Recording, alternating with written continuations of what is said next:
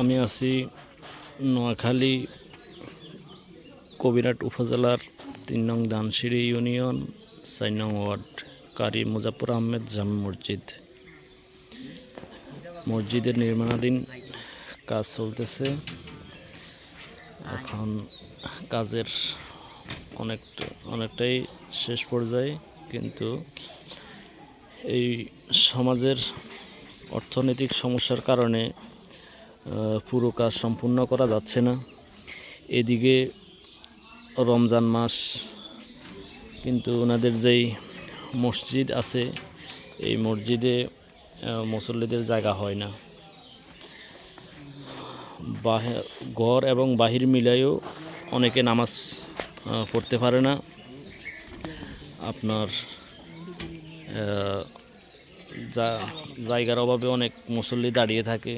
আমি আজকে জুমাতে আসি, শুনতে পারলাম যে অনেকে নাকি নামাজ আদায় করতে পারে না জায়গা সংকটের কারণে। তো এই মসজিদের কাজ আপনাদের দানের উসিলায় সম্পূর্ণ হবে। আপনারা দেশ ও প্রবাসে যারা আছেন, যারা বিত্তশালী, চান সঠিক একটা জায়গায় আপনার দান অনুদান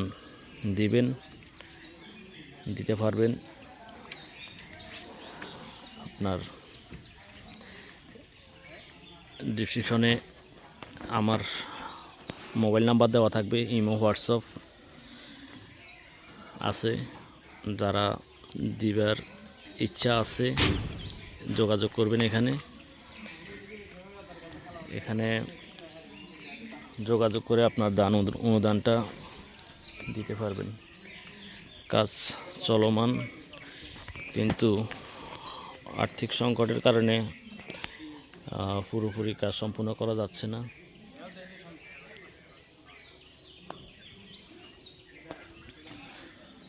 তো এখানে আর কিছু বলার নাই।